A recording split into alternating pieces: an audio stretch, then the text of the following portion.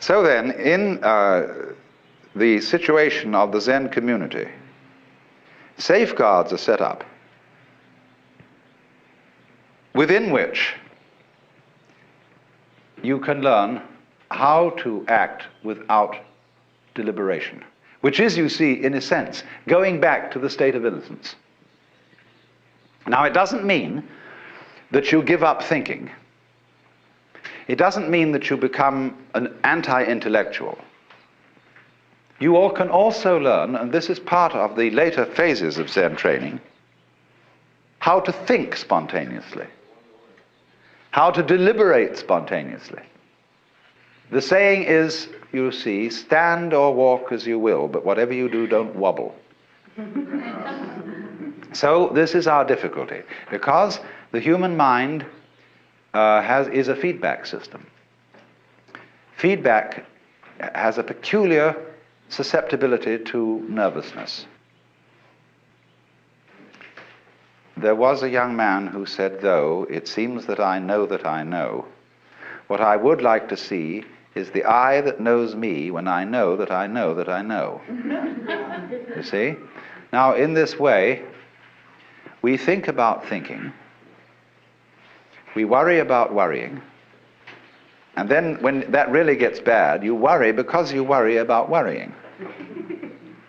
Now, that is analogous exactly to the kinds of vibration that are set up in certain mechanical systems. For example, if you, I did this trick on television once. I had the cameraman turn the camera on the monitor. The monitor is the television set in the studio where you see what you are doing. And so on this show I said, now I'm going to show you a picture of anxiety. Don't worry about your sets. There's not going to be anything wrong with your set, so don't turn it off. Now I said, Mr. Cameraman, will you please turn the camera on the monitor? He does that. Now what does he do? He's taking a picture of taking a picture, all in the same system. And as you do that, the system starts going like that. You see, it makes a sense up a kind of oscillation. And you see on the screen all these jagged lines dancing across. Now that's what's meant, you see, by hesitation, attachment, blocking, all that kind of thing which the Zen discipline is designed to overcome. And because the human being is such a peculiarly beautifully organized nervous system and has this tremendously subtle cortex, which is capable of all kinds of thinking about thinking, you can turn yourself on in the most extraordinary ways by, for example, getting earphones which repeat what you say just a fraction of a second after you say it back to you. They delay it. And you can get an oscilloscope tied up with your own heartbeats and get feedback through in this way so that you suddenly begin to see yourself behaving, and it completely balls you up because you wait for yourself to go on, but then you realize it's you doing it. But you can't wait on your heartbeat. You can't wait on what you say. And you get this sensation of going faster and faster and faster and faster until you just have to close the whole thing off. You'll go crazy. So that's what we're doing. And our civilization and our social institutions reflect this in hundreds of ways.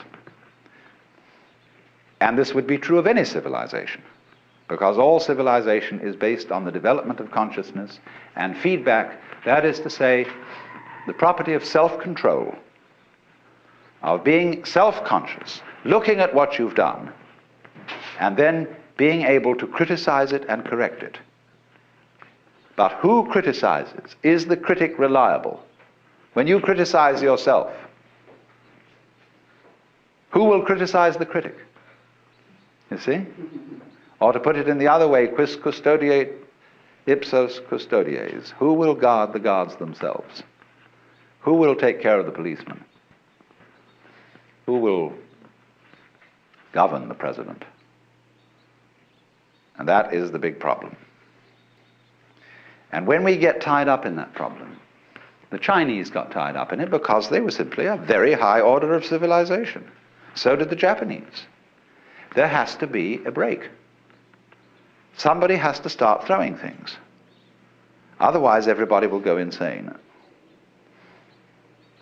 So, Zen functions in that culture as a way of liberation from the tangle of being too civilized.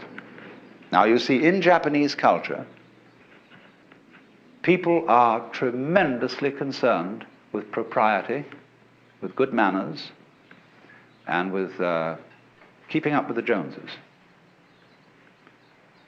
One of the funniest things in the world is to watch Japanese people having a bowing contest. Which is a very frequent thing when friends meet or take leave. They go, ah, and they bow and they bow and they respond, and it goes back and forth, and see who gets the last one in because I'm more polite than you. And the worries about when somebody comes, you visit a family, you always bring a gift. And they start worrying, is this gift suitable? Is it anything as good as the gift they last gave us? And is it right for the occasion? Have we thought about it enough? Is there some symbolism in this gift that connects with this person's name or their birthday or something like that? And they think about these things interminably. And thus they cultivate in the ordinary culture, has a great deal of social nervousness in it. People giggle. You often see girls who giggle and cover their mouths to say, I'm not really giggling. All sorts of funny things happen because of this immense social awareness and nervousness. Now, Zen breaks that up. Only it does it in a way that has high artistry to it. The people who practice Zen suddenly got an eye for the beauty of the ordinary. There were two reasons for this. One was that they became fascinated with what happened spontaneously, what pattern a brush would make when handled roughly and the hairlines were shown. They also, because they practiced Zazen, which is sitting quietly, not thinking of anything special, but having a completely open mind. That puts you into a state where you get much better eyes and ears than you ordinarily have. And you start really seeing things. So you know that famous haiku poem, the old pond, a frog jumps in, plop. In Japanese, that plop is mizo no otto, sound of the water. And there's another poem just like it. In the dark forest, a berry drops, the sound of the water. Somebody suddenly realized, you see, just the sound of the water is marvelous. That's all. They found that they kept getting in very, very cheap Korean rice bowls. The poorest, cheapest kind for peasants to eat out of. And suddenly it struck one of these Zen masters that was an incomparably beautiful object. Nobody had seen this before. They also had the simplest wooden ladles, bamboo and then a stick in it for use in the kitchen. And one day somebody noticed that this ordinary, everyday kitchen utensil was just lovely. And so in the same way, they found that it was quite as satisfactory to listen to the kettle boiling as to listen to an elaborate concert. So what did they do? They started, through particularly a man called Senno Rikyu, to give parties for very small, few guests in shacks, little huts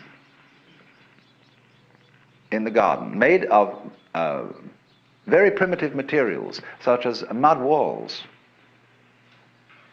and where they would go and sit, and out of the simplest utensils, carefully chosen by a superb artist, they would simply sit and enjoy the uncomplicated life.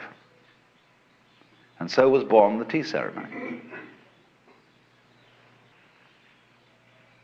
Now look at that, you see, in the historical context. That's terribly important. It was a going back to the primitive after people were sick of too much civilization. And yet, it was going on to the primitive rather than back. Because the people who selected all those things, they knew the whole tradition of their civilization, their culture. They weren't barbarians. This became the rage. Rikyu became attached to the court. The shogun had tea with Rikyu. Everybody started digging tea ceremony. And in due course, the whole thing became awful. Because what's happened today is this. Tea ceremony is essentially something to enjoy. And there are a few men left who know how to serve tea ceremony.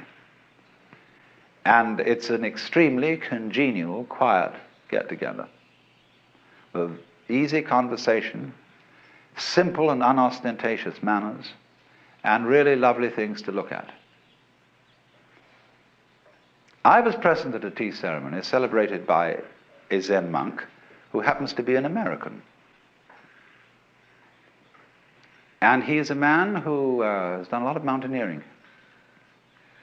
And he has, therefore, with him at all times, the sort of equipment that you take on camping in the mountains, because he does a lot of climbing in Japan.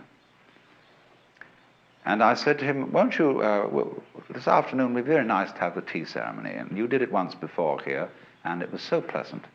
Would you serve it again? He said, yes, by all means. Before, he had served tea ceremony in the style that Zen monks do it, which is rather simple and direct and much more comfortable than all these well-educated ladies who are tittering about it and are on tiptoe and nervous and hoping they won't make a mistake and all that kind of thing. It's just dreadful. So then around this kind of appreciation, born of stillness and the delight in seeing how nature takes its course, came the entire cult of Zen art with its special kind of primitivity, its special ceramics, its special calligraphic styles, and its special gardens, which are the controlled accident. Now you see, this is a water jar. They like to leave the bottom unglazed. You can really see that it's clay that way. But look, you see how the glaze has been allowed to run. It's that we would call not neat at all. And you watch somebody make one of these. And I have watched a man just pick up the plate, and as he applies the design of the glaze, he just goes whoosh with a brush and lets it drop on, and it's done. There's another man who glazes by wood smoke, and in his kiln he may put about 1,100 pieces, and he wraps them in straw. And wherever the straw touches, it leaves a splash of orange color against a purple background. Now, you see, the straw arranges itself according to the nature of straw. It doesn't follow strict human direction. And the fascination is when they open up that kiln and bring the things out, they look eagerly to see, what has the straw done? So this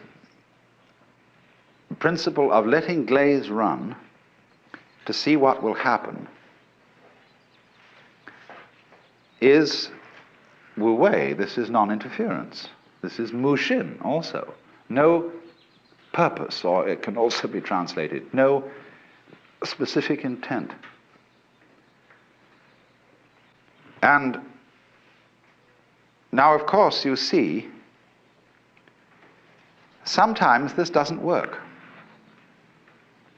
And the master picks it up and says, that's not very interesting, and rejects it. What are the canons of taste which decide whether he will accept one of these accidents or reject it? Because here an additional principle of control enters. See, say in the practice of calligraphy, a man may sit down with a huge pile of paper in front of him and do piece after piece after piece, and if it isn't just right, he throws it away. So he eventually makes a selection that comes out. There's a famous story of a Zen master who was doing calligraphy, and he had a very smart monk standing beside him who was his assistant. And the monk said, to each one as he did it, you can do better than that. Oh, no, come now. You know much better than that. This master got more and more furious, but the monk had to go out to the benjo, to the toilet for the moment. And he thought, quick, while he's away, he did it. And the monk came back and looked and he said, a masterpiece.